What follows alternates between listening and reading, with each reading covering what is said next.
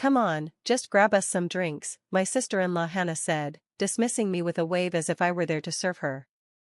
I gave a strained smile. We have a dinner reservation in 10 minutes. Lucy rolled her eyes. You're good at this stuff, just hurry up, she said.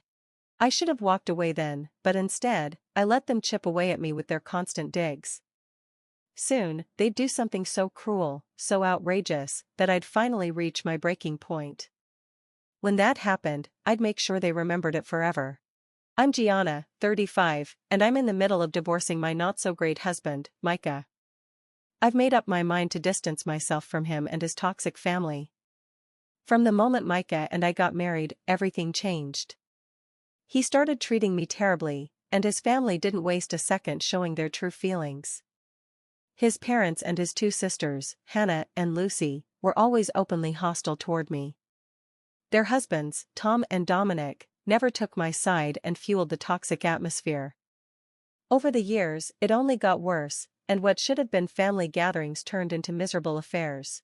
The tipping point came during a recent vacation, meant to be a chance to relax. The plan was simple: unpack, settle into the hotel, then head to Passion for dinner. But after the meal, some members of the family decided they wanted to party until they couldn't stand up, despite having early plans the next day. Tom and Dominic, always stirring the pot, pointed out that the younger group could have their fun, but the older generation, Micah's parents, just wanted to relax. Everyone had hoped for a calm break, a chance to enjoy some peace, but Micah's family had other plans. Things seemed okay at first, until we reached the hotel. Micah's sisters, Hannah and Lucy, immediately began fighting over trivial things, while their husbands, Tom and Dominic, acted like children. Micah was too busy yelling at me over a packing mistake, one that was actually his fault due to his disorganization. Gianna, where are my socks? Micah snapped, clearly irritated. I laid them out for you, Micah. I'm not your mother, I replied, my patience wearing thin. The tension grew when the rest of the family arrived. Hannah, always the more dominant sister, shot me a dismissive look. Can you go get us drinks? She asked, her tone dripping with superiority. I glanced at the clock, reminding her, we're running out of time. We have dinner soon. Lucy rolled her eyes. You're good at this stuff, just do it quickly. I clenched my jaw. How many times do I have to remind you, I'm a chef, not a waitress? Gianna, relax, Micah interjected, sounding exasperated. Lucy shrugged. You do work in a restaurant, don't you? You serve food and drinks all day, she said, as if it was no big deal. I'm not just a waitress, I said firmly. And this isn't up for debate. Let's not blow this out of proportion. Micah waved it off. Okay. Let's just get ready for dinner. I'm starving. I tried to brush it off, chalking it up to the exhaustion from the long flight. I thought once we settled in, things would calm down. But I was wrong. Our dinner at Passion turned into a complete disaster because of my in-laws. They nitpicked every detail, and because I'm a professional chef, I became the scapegoat for anything that didn't meet their high, often ridiculous standards. Gianna, honey, something's off with this sushi, don't you think? Hannah asked, her tone condescending. I haven't tried it, I replied, trying to stay calm. Dominic, her husband, added, the ambience isn't great either. Don't you have connections in the restaurant business? Maybe you could get them to fix it. I don't work at Passion, Dominic, I said, gritting my teeth. Tom, trying to defend his wife and brother-in-law, said, no need to be rude. Dominic was just asking a question. I mean, you're a chef, you should know what makes a dining experience good. By now, everyone in the restaurant was aware of the drama. I felt completely humiliated. Instead of enjoying a vacation, I had become a punching bag, expected to cater to the whims of my husband's family. It was clear they didn't see me as part of the family. I was just there to serve them. The moment I fully realized this was when I found out they had planned activities for the next 3 days, without me. I'd wake up to an empty suite, wait around all day, only for them to return late in the afternoon, drunk and laughing about all the fun they had without me. Did you see Dad fall off the boat while we were tubing? Tom laughed, barely able to catch his breath. It wasn't that funny, Dominic grinned, as Hannah playfully elbowed him. I thought it was hysterical, Hannah said, reliving the moment I had missed. I had had enough. I walked up to them, my voice rising. Hey, guys. Hannah feigned surprise. Oh, hey, Gianna. Didn't see you there. How are you doing? What's going on? I thought we were all going tubing together? I asked, my hurt clearly showing. They exchanged uneasy glances. Finally, Micah spoke up. You were sleeping. We didn't want to wake you. You couldn't knock on my door? I thought this was a family trip, I said, my frustration boiling over. From that moment on, it was clear they saw me as an afterthought. I was nothing to them. The last straw came a few days later, when our vacation was almost over. After dinner one night, I went to bed thinking we'd all leave together in the morning. Our flight wasn't until the afternoon, so sleeping in made sense. But when I woke up at 10 a.m., the entire suite was empty. Micah, his sisters, and their husbands were all gone. Their luggage was gone. Everything. I called Micah, but he didn't answer. None of them did. Desperate, I contacted the hotel front desk, and they told me they'd checked out just after 9 a.m. They were as confused as I was. In that moment, I realized just how little they cared about me. At first, I was heartbroken. Then, rage took over. It was obvious that Micah's family, his parents, his sisters, and their husbands, despised me.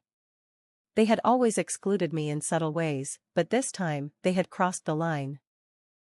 Instead of drowning in sorrow, I decided it was time to take control of my own fate and exact a little revenge. I extended my stay at the resort, upgraded to a smaller but cozy room just for myself, and made sure to fully embrace the stunning sunshine and beauty of the island, without anyone else. No longer burdened by the need to please anyone, I booked all kinds of activities, casino nights, boat cruises, tubing, hiking, shopping, and even a glamping adventure. Along the way, I bonded with a lively group of single women my age, sharing drinks and laughter as I unloaded about my miserable marriage and the cruelty of my in-laws. Their immediate support and willingness to stand by me reminded me of what real friendship felt like. For the first time in ages, I experienced true freedom. Free from the toxicity of Micah and his family.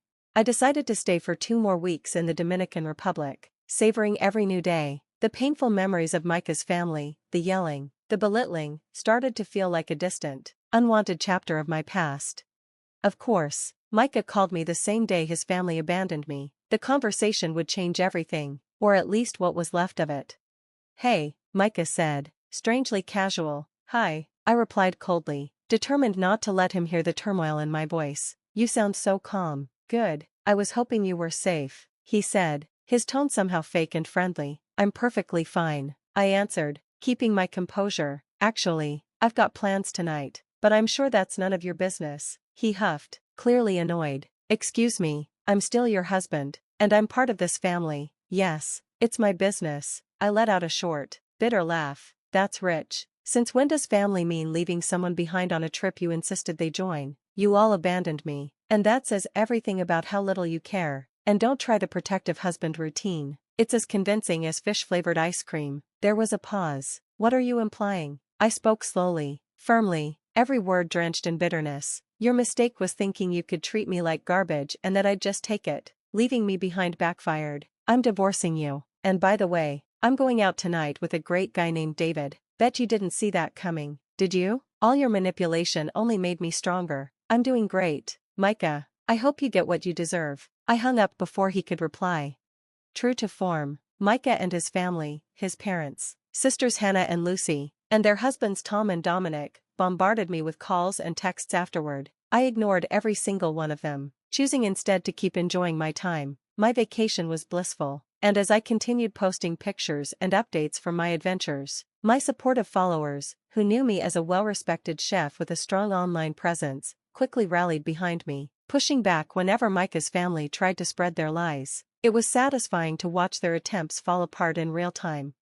But still, I wanted more than just public validation. I craved true vengeance. By the time my extended vacation ended and I returned to Louisiana, I was full of purpose. Rather than returning to the house I had shared with Micah, I checked into a discreet hotel. I resumed my job, dropped only vague hints online that I was back, and ignored the flood of messages from Micah and his family. Slowly, a plan began to take shape in my mind, a plan to target the one thing they valued most, their image as a perfect, united family. They ran a family business together, and I realized they had used that business as a weapon against me. Now, I wondered how they would fare when they started turning on one another.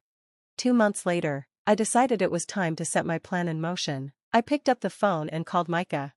"Hey, Micah, it's Gianna," I said calmly. He sounded relieved, but cautious. "Gianna, it's good to hear from you. Things have been chaotic without you. We all miss you. Where have you been staying?" "That's for me to know," I snapped. "Let's get to the point. I'm still divorcing you, and I've got some news that might affect you and your family." "What's going on?" he asked, his voice betraying his nervousness. "Considering our marriage is basically over, I think I owe you the truth. I overheard some things involving Hannah, Lucy, and their husbands. They laughed about how they keep you around only to tear you down. Remember that time they made you drive 3 hours to a closed store, just to humiliate you? And that seminar you missed out on? Your cousin Tiago was offered your spot last minute." "This is crazy," Micah said, shaking with disbelief. "My sisters and their husbands might not be perfect, but they wouldn't do that to me." "Oh, there's more," I said, not holding back. "Your parents gave your seminar pass to Tiago without telling you. They never planned for you to go, and your mom's been secretly seeing a contractor named Beau for years, behind your father's back." He erupted. "I don't believe any of this." "Well, you can check for yourself," I said, texting him screenshots, emails, and other evidence I'd gathered with the help of my loyal online community. There was no denying it now. As I'd anticipated, this information detonated like a bomb in their home. They scheduled a big family meeting, and I watched it all unfold through their security camera feed, something I'd learned to do with help from my tech-savvy followers. The entire family went into meltdown mode. Hannah screamed at Lucy, Lucy hurled insults at Hannah, Tom and Dominic barked at each other, and shocking new secrets spilled out. It turned out Lucy had been stealing money from Tom's account for years. Dominic had been having a 5-year affair with a coworker, and both sisters had known about their mother's affair with the contractor. It was total chaos, with accusations flying and objects being thrown.